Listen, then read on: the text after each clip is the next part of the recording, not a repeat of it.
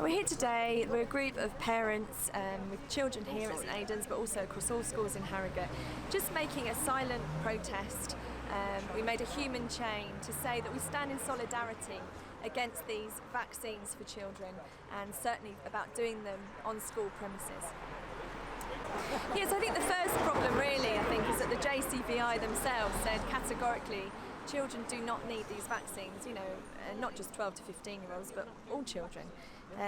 They've got, I think it's sort of 6 times more chance of having better natural immunity from getting the virus than the vaccine.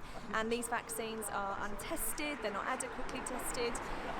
We don't have any long-term data, we don't know what they might be doing to children in the short term and the long term. There's also so many incidences of vaccine injury where children and adults have fitted or they've collapsed or they've got a palsy in their face and all sorts of things, and we don't know what they're doing, we don't know what's in these vaccines.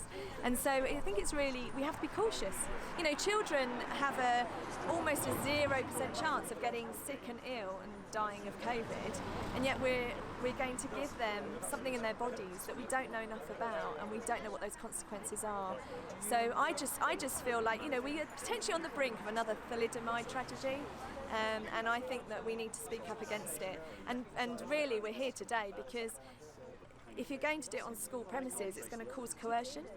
It's going to cause peer pressure, it's going to cause an extra headache apart from anything else for the teaching staff, for the headmaster, headmistress, and it's just not fair. If they want to roll these programmes out, do them off school premises, because many of us feel very strongly about this, that children should not be having these injections.